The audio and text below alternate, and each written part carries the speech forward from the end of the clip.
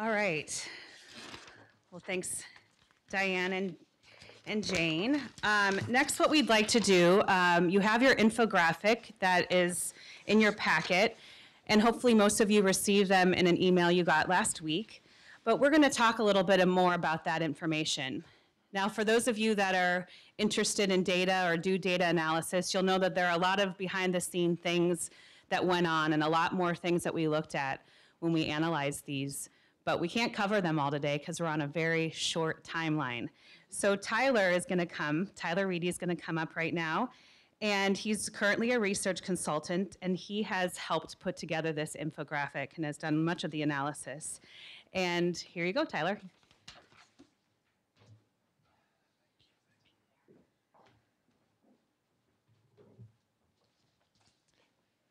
All right, I don't think this is going to work. That's right here. Okay, thank you. Well, thank you, Julie. Thank you all for coming out this afternoon. My name is Tyler Reedy, and I'm going to be speaking about academic outcomes among youth with incarcerated parents in the state of Minnesota. So the collaborative has been doing some research, as Julie said, for the past several months, and the data source we've been working with is the Minnesota Student Survey. And this is a remarkable survey. It's been around for over 20 years. It has over 150 questions. It's administered to students in the classroom, and maybe some of you have done that administering yourself. It covers a wide variety of topics. The subcategories here: background, school, health, out-of-school activities, behaviors. Those are kind of the big, broad categories, but it looks at a whole number of things, from sexual activity and substance use to thoughts about self-image, peer groups, relations with teachers, parents, the community, everything you can think of, really. So last year it was administered to over 64,000 students, and a new, very important question was added. So the question reads, have any of your parents or guardians ever been in jail or prison? Mark all that apply. And students were given 3 possible responses. The first one, none of my parents or guardians has ever been in jail or prison. Second one, yes, I have a parent or guardian in jail or prison right now. Yes, I have a parent or guardian in jail or prison. I have had a parent or guardian in jail or prison in the past. So instead of repeating those phrases over and over again, I'm going to say parental incarceration to mean parent or guardian, incarceration to mean jail or prison, just for shorthand. So for our study, we had over or close to 115,000 respondents. The 5th graders are given a kind of slightly different version of this survey, and this question was deemed to be too mature for them, so it didn't make that cut. And about 10,000 students decided not to respond to this question for one reason or another. Those who did respond were in public schools in 8th, 9th, and 11th grade, alternative learning centers, and juvenile correctional facilities. As you can see from this table, the columns are the school setting, the columns are the responses to the parental incarceration question, and the rows are the school setting. If we look at the first row for public and the second column for pass, we see that 14% of students in public schools, 8th, 9th, and 11th grade, currently have, responded to say that they've had a parent incarcerated in the past.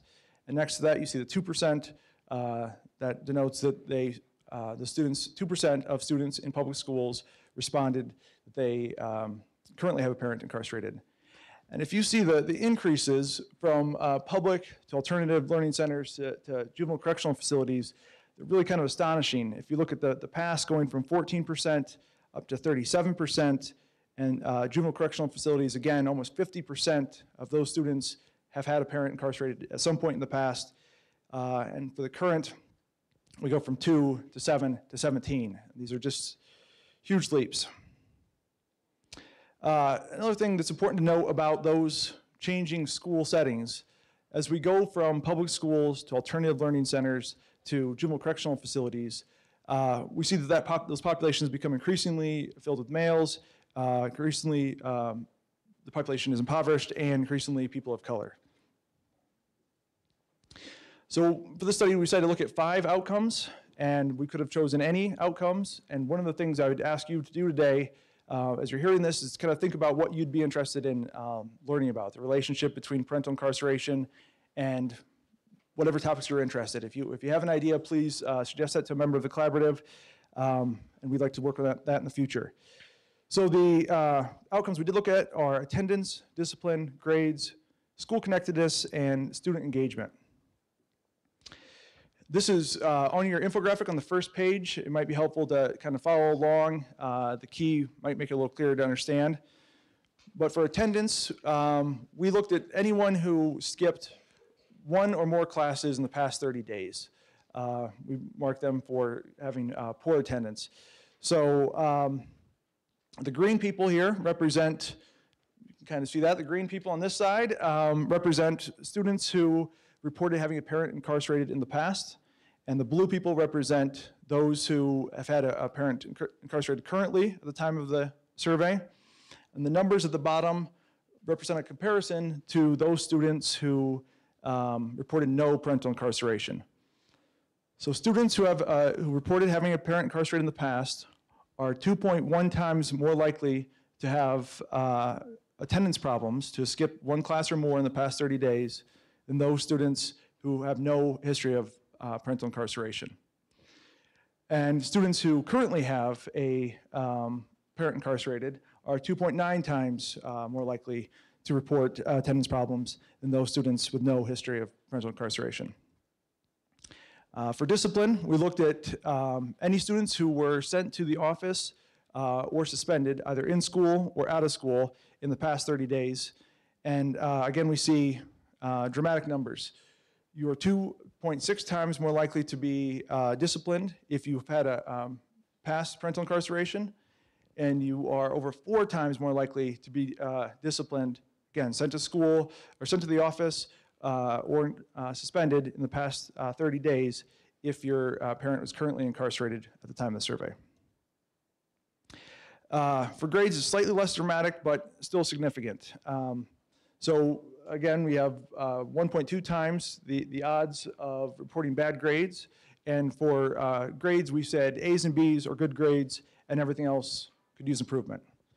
So, so you have 1.2 times greater odds of getting C's or below if your parents have been incarcerated in the past, compared to those students who reported no parental incarceration, and 1.7 times greater odds if you have reported a parent being incarcerated at the time of the survey compared to those without.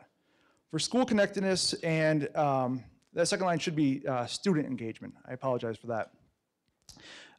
For both these two, because of the type of statistical work we did, it's not very clear to represent in a graph, so it might be a little bit easier if I just explain what we mean by school connectedness.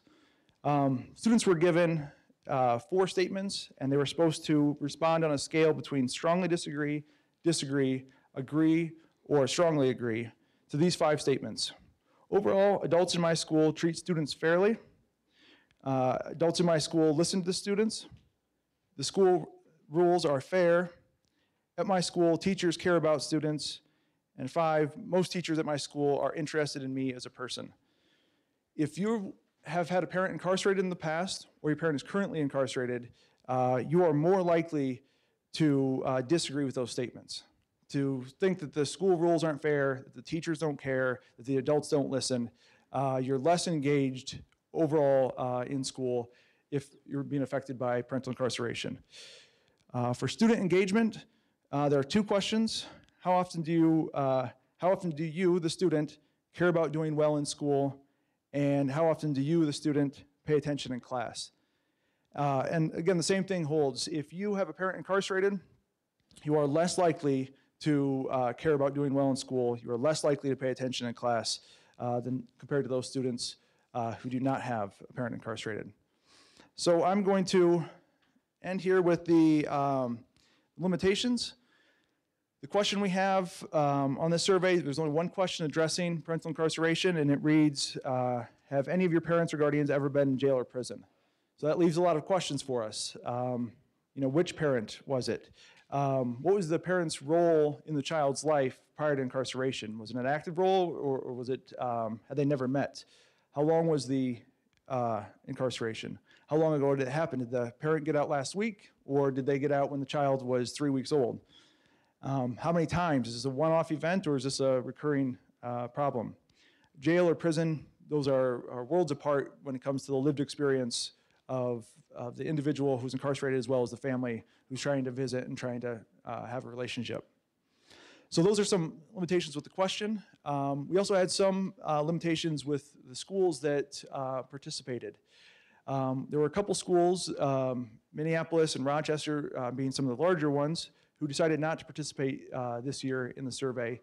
And that really probably skews our numbers in a conservative direction. I mean, we know from the demographics of both Minneapolis and Rochester that if they were included, we could probably expect much higher numbers, higher rates of parental incarceration. So I would just like to say, if anyone is in the administration of those schools or any other school that didn't participate, if anyone has any access to those people who can make decisions about that, I strongly encourage you to participate in the survey.